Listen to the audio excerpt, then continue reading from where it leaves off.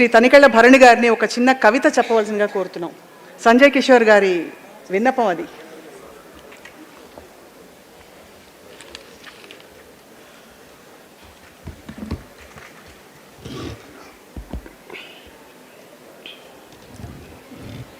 సభాయ నమః. వేదికను అలంకరించిన పెద్దలందరికీ నమస్కారం.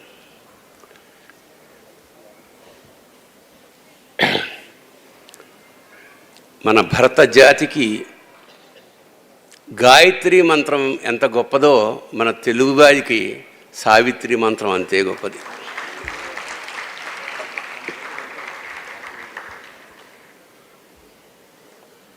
ఇందాక సంజయ్ కిషోర్ చెప్పాడు, మా ఇంట్లో 3 బ్లాక్ అండ్ వైట్ ఫోటోలు ఉంటాయి. సావిత్రి గారిది, ఎస్వి రంగారావు గారిది, సూర్యకాంతం గారిది. ఈ ముగ్గురు నాకు చాలా ఇష్టం. మా డైనింగ్ హాల్లో సూర్యకాంతం గారిది పెట్టుకున్నా, ఆవిడ చూసి ఇన్స్పిరేషన్. చాలామంది ఉన్నారు వేదిక మీద, ఎక్కువ సమయం తీసుకోకుండా సావిత్రి గారి పట్ల నాకున్న అభిమానాన్ని కవితా రూపంలో. నవరసావిత్రి, త్రికాలాలకి అతీతమైన త్రివిక్రమ స్వరూపం, నటరాజుకి స్త్రీ రూపం సావిత్రి. సావిత్రి కొంగు నిర్మాతలకు బంగారం, హీరోలకి శృంగారం. ఆవిడ కన్యాశుల్కంలో నవ్వితే మధురవాణి డంగైపోయింది.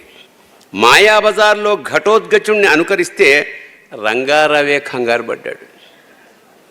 ఆమె నాయిక అయితే ప్రేక్షకుడే నాయకుడు, ఆమె చెల్లి అయితే ప్రేక్షకుడే అన్న, ఆమె పార్వతి అయితే ప్రేక్షకులంతా దేవదాసులే. కోమాలో ఆమెను చూస్తే పాడుబడ్డ బావిలోనే తేలే చందమామలాగా, పతనగైన విజయనగర సామ్రాజ్య వైభవంలాగా, శిథిలమైన 1000 స్తంభాల గుడిలాగా ఉండేది. ఓడరేవులో లైట్లారిపోయిన ఒంటరి స్తంభంలా ఉండేది. నభూతో నభవిష్యతి, ఒక్క సావిత్రికే ఈ వాక్యం వాడచ్చు. స్వస్తి.